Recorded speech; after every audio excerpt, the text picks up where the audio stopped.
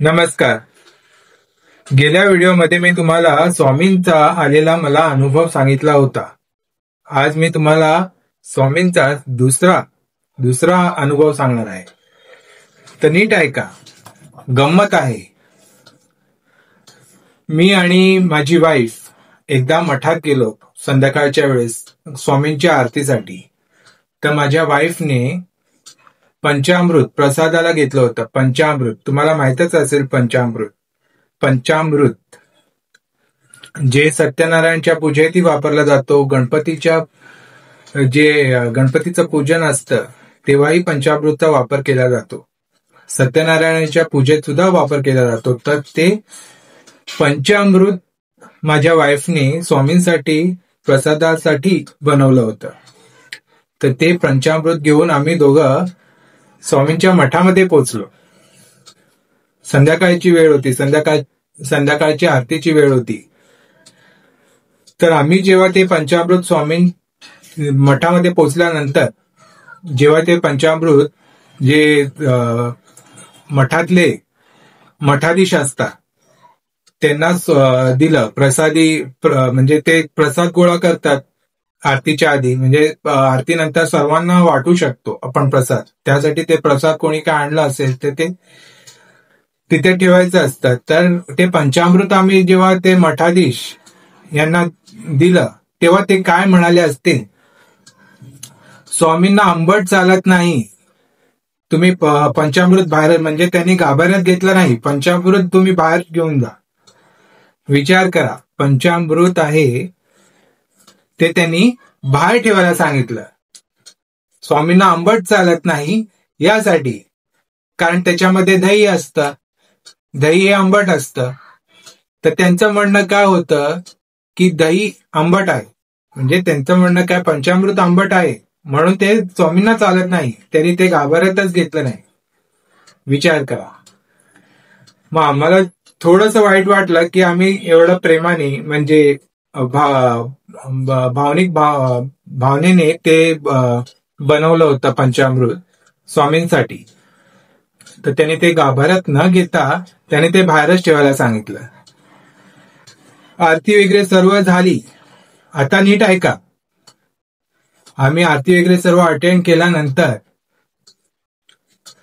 सर्व झाल्यानंतर आम्हाला वाईट वाटलं होतं त्या गोष्टीचं की त्यांनी पंचामृत स्वीकारलं नाही. पण आम्ही पूर्ण आरती वगैरे अटेंड केली. त्याच्यानंतर आम्ही निघालो घरी जाण्यासाठी. तर घरी पोचताच संध्याकाळची 8 ते 8:30च्या ची वेळ असेल. स्वामींची मालिका लागते. मालिका म्हणजे सिरियल लागतो. श्री स्वामी जय जय स्वामी समर्थ संध्याकाळी 8 वाजता लागतो. ते चालू होतं घरी. त्यावेळेस आम्ही घरी पोचलो. जेव्हा आम्ही घरी पोचलो तेव्हा स्वामी काय म्हणाले असतील, म्हणजे सिरियल मधले स्वामी म्हणाले, हम तो माखन चोर है. स्वामींचा कुठला तरी भाग होता. त्या भागामध्ये स्वामी स्वतः बोलले की हम तो माखन चोर है.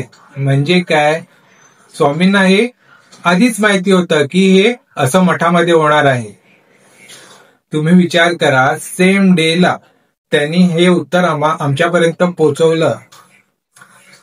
सेम डेला म्हणजे ज्या दिवशी मठाधीशांनी सांगितलं की स्वामींना आंबट चालत नाही, त्यांनी ते पंचामृत, आम्ही माझ्या वाईफनी बनवलेलं जे पंचामृत आहे ते स्वीकारलं नाही. आणि त्याच दिवशी स्वामींचं उत्तर आमच्यापर्यंत पोहोचलं.